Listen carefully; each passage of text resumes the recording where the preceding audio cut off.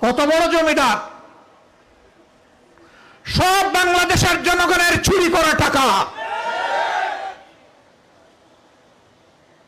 বেলজিয়ামে গিয়ে দেখলাম এক মন্ত্রীর 900 দোকান আছে। আমি তো শুনেই আমার মানে বেহুশ হয়ে যাওয়ার উপক্রম। আমি বললাম যে ওই মার্কেটটায় আমাকে নিয়ে যাও। বললো এক মার্কেটে না, অনেকগুলা মার্কেটে। এরা কোথাকার জমিদার? এরা জনগণের টাকা চুরি করে ওখানে নিয়ে দোকান কিনেছে। জুলাই স্লোগান ছিল উই ওয়ান্ট জাস্টিস। আমরা বৈষম্য চাই না, আমরা ন্যায় বিচার চাই। ন্যায় বিচারের জন্য বিচার বিভাগটা স্বাধীন হবে। এই সরকার হওয়ার আগে, নির্বাচন হওয়ার আগে সবাই চিৎকার দিলাম, বর্তমান সরকারি দল বলল, আমরা বললাম। এখন নির্বাচন হয়েছে, এখন আর সরকারি দল স্বাধীন বিচার বিভাগ চায় না, স্বাধীন দুর্নীতি দমন কমিশন চায় না, স্বাধীন মানবাধিকার কমিশন চায় না, শক্তিশালী গুম কমিশন চায় না, স্বাধীন নির্বাচন কমিশন চায় না। আগের ফেসিবাদের আলোকেই তারা সবকিছু রাখতে চায়। এই জন্যই তারা গণভোটের গণরায়ও মানতে চান না। আমরা পরিষ্কার বলে দিচ্ছি, এর রায় বাস্তবায়ন বাংলার জমিনে হবে ইনশাআল্লাহ।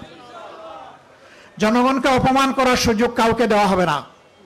70% মানুষ যেখানে রায় দিয়েছে, এই রায় অবশ্যই আল্লাহর মেহেরবানিতে বাস্তবায়ন হবে। আমরা লড়াই করব সংসদের ভিতরে, আমরা লড়াই করব রাজপথে। দাবি যদি সংসদে আদায় হয় আলহামদুলিল্লাহ, যদি না হয় তাহলে রাজপথেই লড়াই করে, আন্দোলন করে সেই দাবি আদায়ে বাধ্য করা হবে।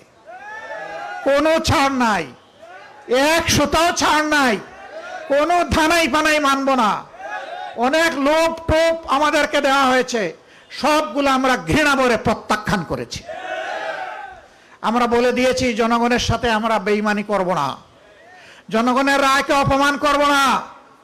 আজ যদি গণভোটের রায় ব্যর্থ হয়, জনগণ নির্বাচনী এবং গণতান্ত্রিক প্রতিষ্ঠানের উপর আস্থা হারাবে,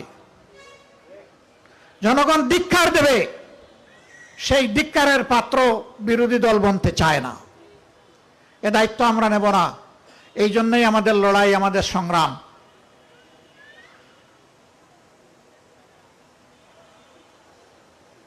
এখন অনেকেই বিভিন্ন ধরনের কথা বলেন স্বৈরশাসকের ভাষায়, তাদের চেলা চামুন্ডরা কথা বলে, বট বাহিনীরা মানুষের ইজ্জত নিয়ে খেলা করে।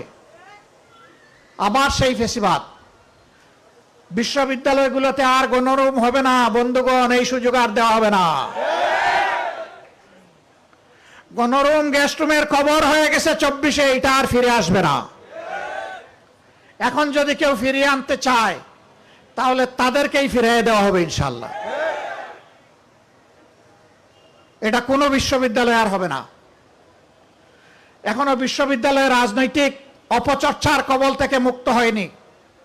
রাজনৈতিক বিবেচনায় অনেক জায়গায় অনেক কিছু করা হচ্ছে। আমরা চুপচাপ আছি মনে করবেন না, আমরা ঘুমিয়ে গেছি।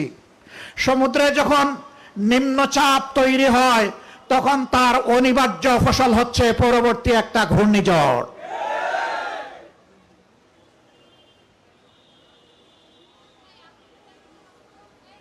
বন্ধুগণ, আবারও কথা দিতে আসছি, জনগণের স্বার্থের সাথে কোনো আপোষ হবে না, কোনো অপশক্তির কাছে মাথাও নত করা হবে না। এটা দেশীয়, আঞ্চলিক, আন্তর্জাতিক যাই হোক, ইনশাআল্লাহ যুবকদের প্রত্যাশার আকাঙ্ক্ষার বাংলাদেশ গড়ে দেওয়ার জন্য আমাদের বাকি জীবনকে আমরা উজাড় করে দেব। আবার যুবক হয়ে লড়াইও করব যুবকদের সাথে ইনশাআল্লাহ। যুবকদের হাত ধরে, যুবকদের সাথে থেকে, যুবকদের সম্মুখভাগে থেকে মুক্তির আন্দোলন চলবে ইনশাআল্লাহ। এই আন্দোলন কেউ বন্ধ করতে পারবে না। আজকে এই ওয়াদা, এই অঙ্গীকার আরেকবার করে গেলাম প্রাচ্যের অক্সফোর্ড খ্যাত ঢাকা বিশ্ববিদ্যালয়ের বুকে দাঁড়িয়ে। আল্লাহ তাআলা এই ওয়াদা পালনের তৌফিক আমাদেরকে দান করুন। এই আয়োজনের জন্য আবারও মোবারকবাদ জানিয়ে আমার বক্তব্য এখানেই শেষ করছি। আল্লাহ হাফিজ। বাংলাদেশ জিন্দাবাদ। ফেসিবাদ নিপাত যাক। আসসালামু আলাইকুম ওয়া রাহমাতুল্লাহ।